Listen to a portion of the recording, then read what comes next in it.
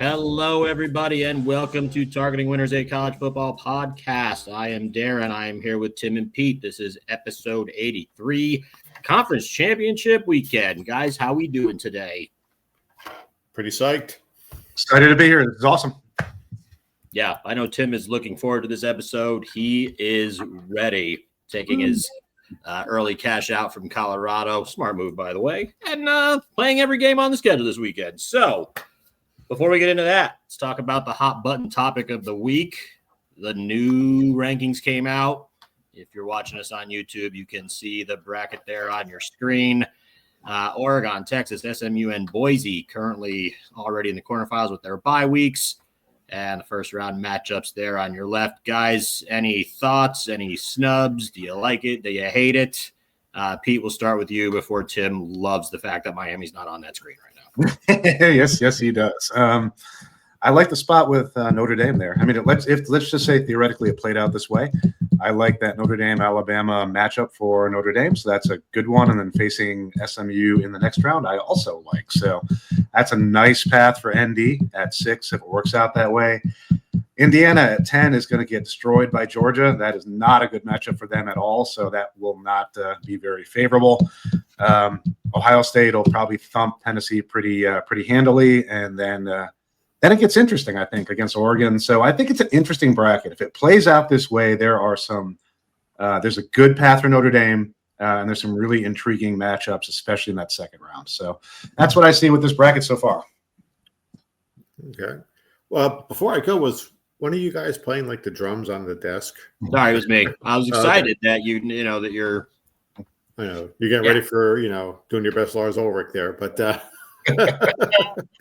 I'm excited because, as you said, Miami is out, but I'm also kind of bummed. I had Indiana plus 6,000 because last week they were going through Penn State and Miami. Now they're going through Georgia and Texas. Oof. So that's not looking too good for the Hoosiers, but as they got Alabama in there again, as they always do. I think this is set. I don't think too much could go crazy this week to move Ole Miss or Miami back in. So, I don't like it, but I like it. So it's Miami's gone, which is a plus, but I don't think Indiana can get through Georgia and Texas to get me to buyout land in the semifinals. So I think I threw away a unit there if this holds true. So we'll see what happens. Well, also, you got to remember, while the teams may not change very much, if at all, 3 or 4 of the top 5 teams in the country this week will be playing. So there could be some movement with, most importantly, who that 5 seed could be. Texas, Georgia. I mean, if Georgia somehow beats them again, Texas isn't going to be a 2 seed. Where do they put Georgia at that point? Probably they get the 2 seed. I would guess your Big Ten winner and your SEC winner probably going to be 1-2. But some of those top seeds could change. Clemson certainly could beat SMU.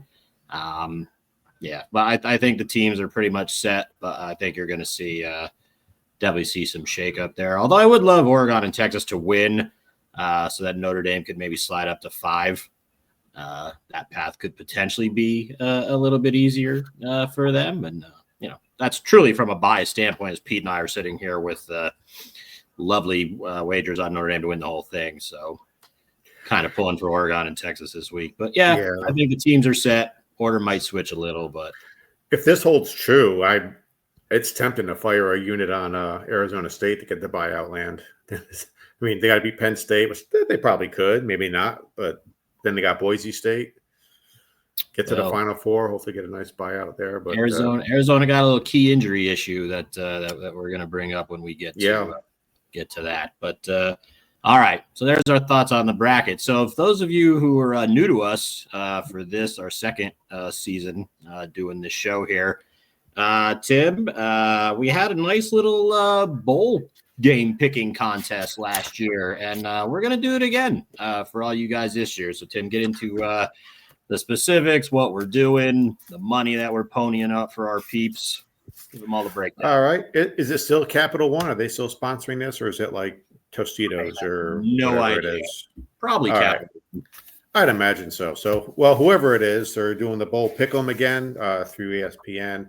You can, once it's up, Darren will get that fired up. I'll put the link on the Facebook page or probably put the link to it in the podcast notes. Yeah, so it's $200 last year. I believe Scott I think he's up in Maryland. I think he took it down last year.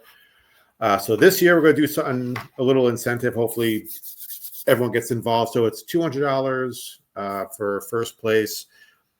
If we get 500 subscribers on our YouTube channel, we'll go up to $500 we'll be giving away. Maybe we'll do first and second. I mean, you want to do like, I think if we hit that subscriber thing, we'll go. We could go top 3. But I think if we hit the subscriber count, at least 2. Pay at least 2 spots. All right, we'll have a lot of people in, hopefully. So there were 400 and 100. Let's weigh it heavy towards the winner. Let's give the winner the big scratch. So, but that's what we're doing. So look for that in the coming weeks, probably after once we get all this bracket shenanigans figured out. Once they figure out how to get maybe 3 or 4 more SEC teams in here, and then we'll have all that going. So that's what we're doing this year. Yeah. All right, let's get into what everybody's listening for. Conference Championship Week, 3 games Friday, 6 games Saturday. Let's get it started. First game. Conference USA, Western Kentucky, traveling to Jacksonville State. This is one of the conferences where the top team gets home field advantage. Last week, these 2 teams played. Jacksonville State lost on a last-second field goal, which got Western Kentucky in this game. So, time for the sequel 6 days later. Currently, Jacksonville State, 4.5-point favorite at DraftKings with a total of 57.5. Tim, let's start with you, buddy. What do you think about this game on Friday night? Well, it's one of those rematches. Obviously, it's always harder to win 2 weeks in a row. I know they had some injury issues with Jacksonville State. I do have a bet on this one. Surprise, surprise. I like Western Kentucky. 4.5. I think it's going to be a close game, just like last week. The penalties. Jacksonville State's penalties look more damaging just with the number and how many yards and all that. They do have the turnover ratio margin, but I'm going to go with Jacksonville State. I think it's going to be another close one. Pete, thoughts? Yeah, well, I did not have a bet on this one. Who knows if Huff's going to play or not? I think he is, but I don't know. As Tim mentioned, it is very difficult to beat a team 2 weeks in a row. So I don't like Western Kentucky from that perspective, and I would imagine Rich Rod might have a little something up his sleeve here. So if I had to play this, I would lean on the Jacksonville State side and lay those points, but I am not playing it this week. Yeah, Tyler Huff's injury situation certainly is making this game a stay away for me. Apparently, Jacksonville State writer on Twitter or X or whatever the hell you want to call it said that he will be a game day decision. It was an ankle injury that he sustained in the third quarter. The guy's got almost 1,200 yards rushing. He is the key to this offense.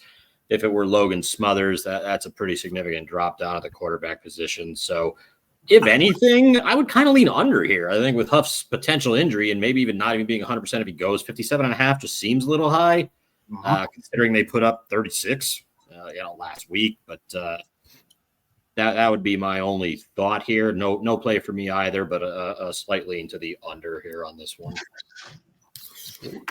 All right, Tim, let's go over to the AC, the American Athletic. Oh, yeah. The game that I cannot bet on because the New York team is playing for the title here. Army winning home field advantage here. They host Tulane currently at FanDuel. Tulane is a 5.5-point favorite with a total of 45.5. Pete, we'll start with you this time. Thoughts on this game? Thank you, sir. Also, don't have a play, but going to be an interesting game. I think it's going to be cold. Certainly, I certainly expect to see a lot of running here. I expect, obviously, Army runs the ball. They're pretty good at defending the run as well. So I expect a lower scoring game. So that I thought about playing this. The over-under is 45.5, which I saw earlier. Considered it. I considered the under there, but I decided to stay away. But I am leaning under for sure, as I expect a lot of running and not the greatest weather on the planet. So those are my thoughts. Well, I've got a play on this game. I'm taking Army. Take Army into points.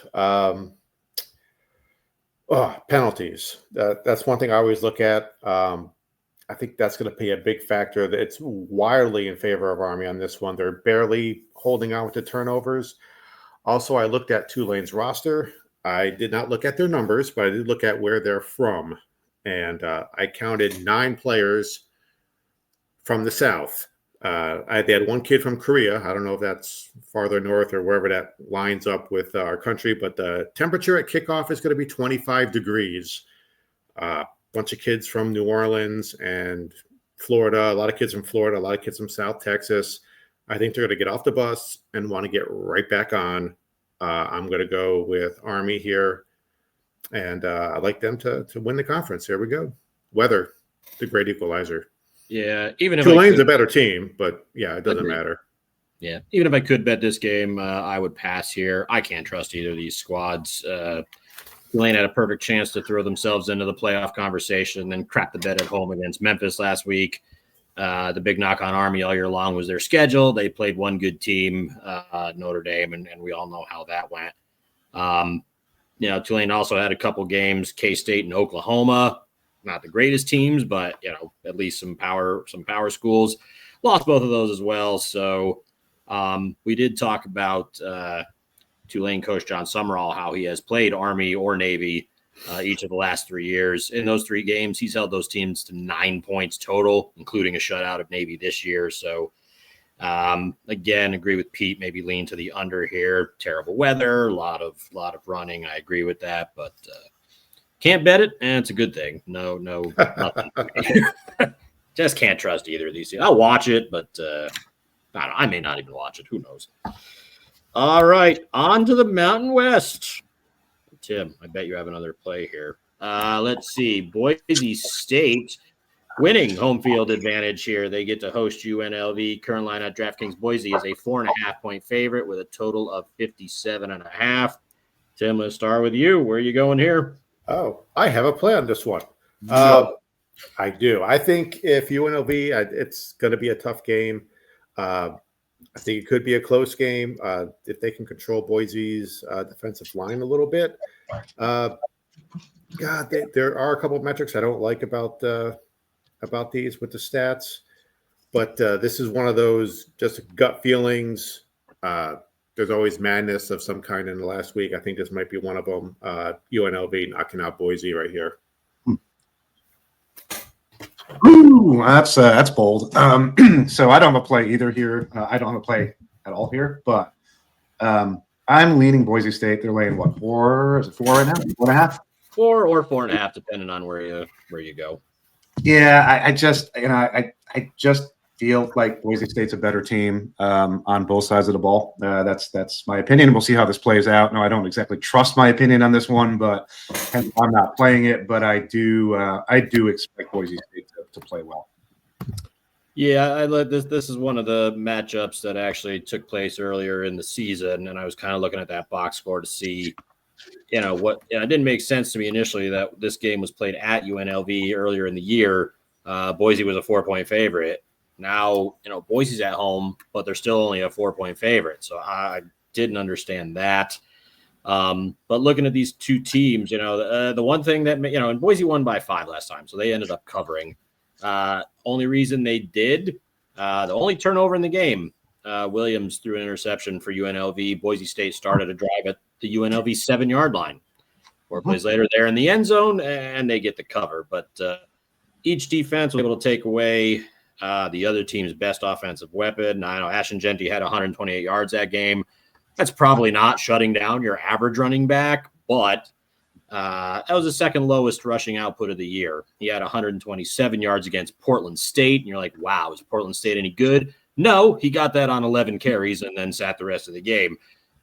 This 128 yards he got against the Rebels came on 33 carries. This is the only game he averaged less than 4 yards a carry. On the flip side, UNLV, they got an awesome receiver named Ricky White. Well, Boise held him to 5 catches for 57 yards in the game as well. So it looks like these defenses are willing to take away the top weapon and let somebody else beat them. I couldn't get 4.5 here. I might have taken UNLV just for that number, but It was only 3.5 or 4 where I am, so I laid off of it. But yeah, I expect a close game here. Probably a key turnover is going to decide this one as well. All right, that takes care of Friday. Let's move on to Saturday. The MAC. America's Conference. Oh, and your dog has a thought on the MAC. He must have saw that cat and getting all riled up. But anyway, Pete and I talked about this when we did the MAC preview. The MAC hasn't had a repeat champion in, 12 years? Miami of Ohio's got a chance to do that. So this is the one Group of 5 game that's at a neutral field. They play this at in Detroit, Ford Field, or whatever the hell it's called this year. I have no idea.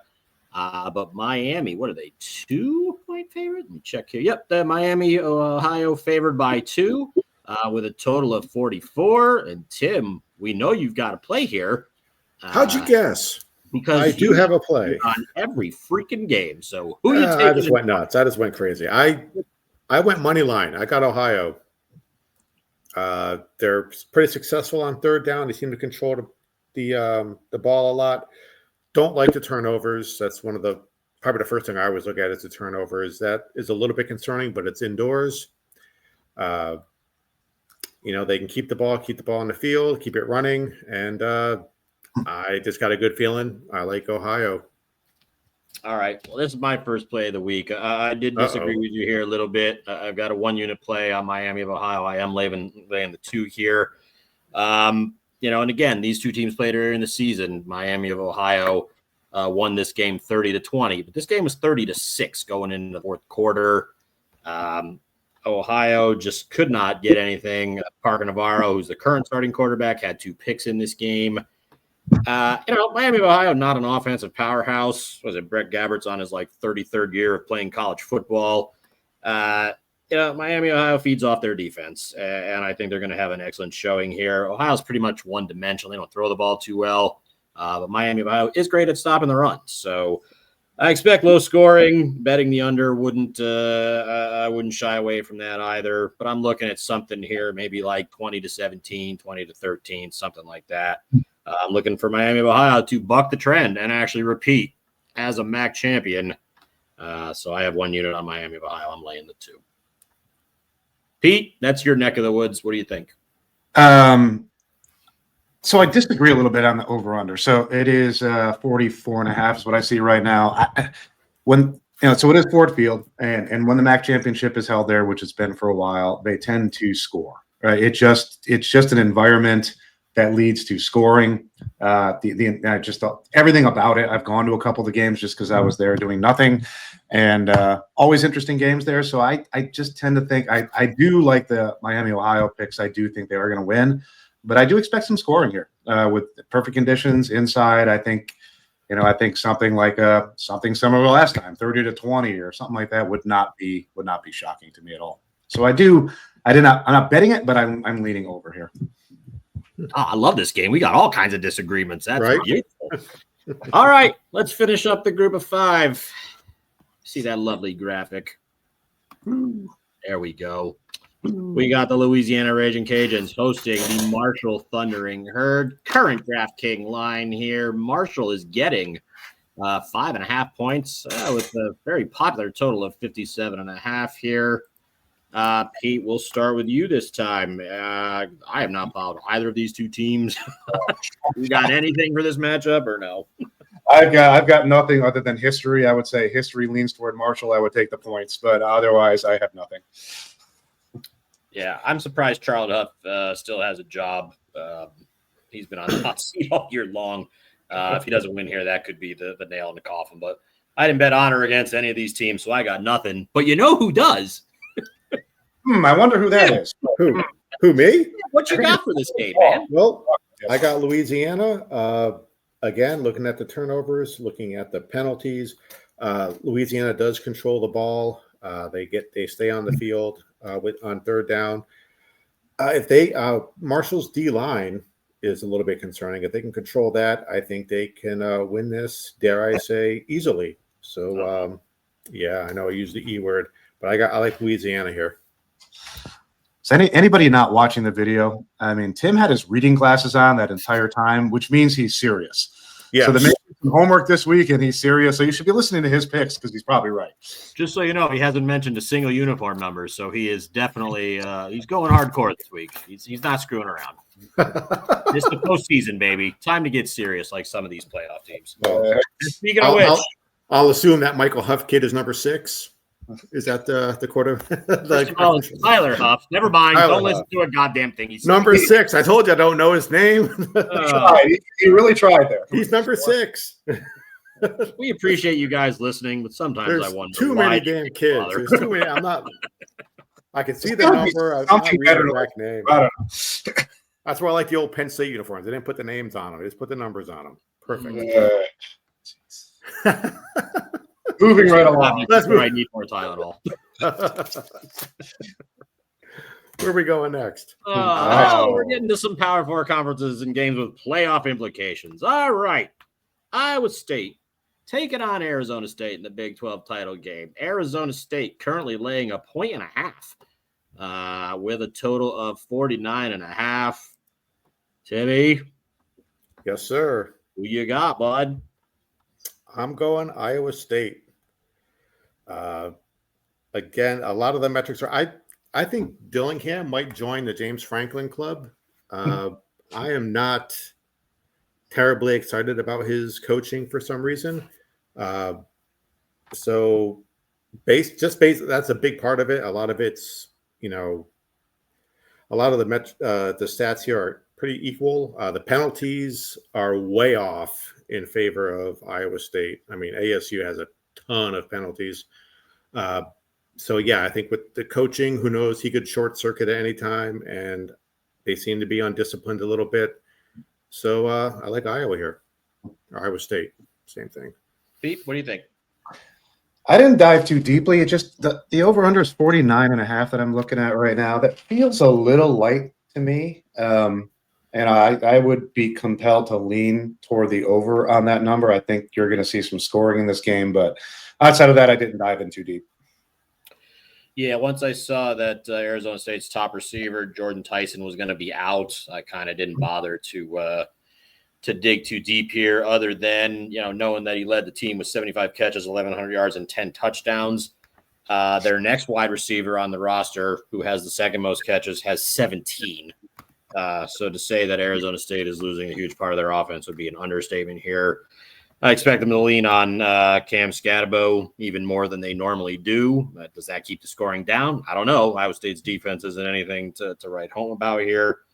Yeah, this was just a pass for me. Big key injury like that. I'm avoiding this game altogether. All right, let's go to my favorite team in the ACC. Joke. Yes, Clemson. Playing SMU in the ACC championship. Current line, we've got SMU favored by 2. Actually, Clemson opened as a favorite in this game. This line is flipped. It shifted big. Shifted. SMU laying 2 with a total of 55.5. Pete, I think you have a play on this one, so let's start with you. Where are you going? I do not have a play on this one.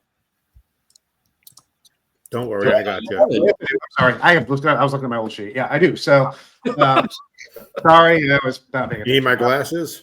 He's got his own glasses on. I mean, we're not working. So, yeah, that's good. So, I'm expecting a big game out of SMU here. I think Clemson's been a little up and down. I like the defensive side of the ball for SMU. I think they're going to slow Clemson down quite a bit. So that is what I was thinking when I was looking at the over-under of 55.5. I'd like the under simply because I think SMU will score, and I don't think Clemson will keep up. So I would not be surprised if something, like a 30 to 23 or something like that, some kind of weird number like that, but under 55.5. So I am placing 1 unit on SMU on the under 55.5. Jimmy, I think that it's a good bet as far as the under. I am placing a bet on Clemson. Penalties and turnovers going to play a big part of the game. This is also, I know they won a conference last year. Anytime you can get Clemson with points, they are a good team. Dabo's coaching notwithstanding, but I like Clemson here. They create a lot of turnovers. A lot of the other stats I'm looking at, they're kind of even. SMU has an advantage, I think, on a defensive line. But turnover-wise, penalty-wise, and these championship games, more games are lost than won. I think SMU is going to lose this one. So I think Clemson money line, or no, not money line, getting 2.5. Yeah, I have no thoughts. I hate both teams equally. From last year, after they were my dark horse to win the national championship, and they went out and lost it week 1. And then after the lovely write-up I had for SMU to cover 26.5 points against Nevada in week 0, where they decided to play like crap, and then 3 games later they can't lose. So screw both these teams straight to hell. The only thing I'm interested in is if like Clemson wins on like a last-second field goal or something. Does the committee throw SMU all the way down below Alabama, or do they put them just above and knock the Tide out? I got a feeling if SMU loses, they're going to be like ranked 17th or something. But that's the only bit of it depends. I guess it depends on the score. Probably. I mean, if it's all right. Let's get to the 2 conferences that run college football here. Apparently, pretty much the Big Ten, Oregon, Penn State. This line's all over the place. Currently, it moved on DraftKings. Okay, Oregon's now back up to 3.5. 3.5 point favorite over Penn State with a total of 50. Tim, we'll start with you this time, and we'll save Pete for last because he's the Big Ten guy. What are your thoughts here? I mean, obviously Oregon. I mean, I don't see now. I heard someone was saying that Franklin is like 3-4 against teams not named Michigan and Ohio State. I think Oregon's in that caliber. I don't see Penn State winning this game. I think there's too much. I mean, I looked into it a little bit. A lot of the stats, some of them are even. Some of them, defensively, I think Oregon's better. I know Penn State gets a lot with their defensive line and all that, but I just like Oregon in this one. Even traveling 2 time zones, whatever that goes out the window, I think. I just like Oregon. Yeah, for about 30 minutes earlier today, DraftKings did drop this line to 3. I did bet it. I did have to lay 115 juice, which I'm not super thrilled about, but I got the number I was looking for. Again, not too much thought into this other than I trust Dillon Gabriel more than I trust Drew Aller. I think Oregon is faster on both sides of the ball. And until James Franklin proves me otherwise, I cannot trust him in a big game. I know we've said that over and over.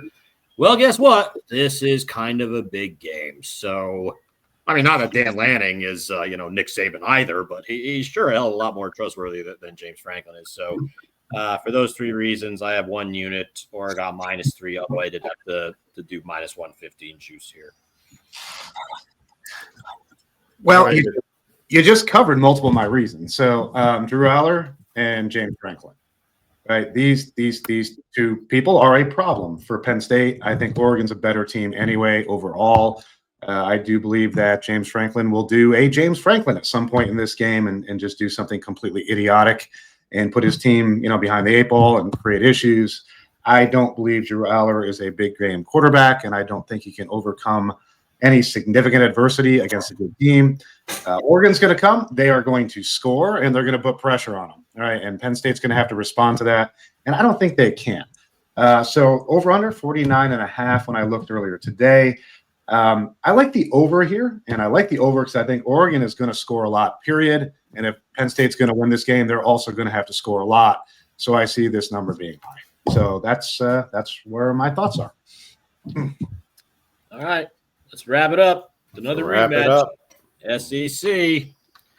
Texas and Georgia. Let's see. DraftKings. Texas -3. So that went up too. Okay. Texas laying 3.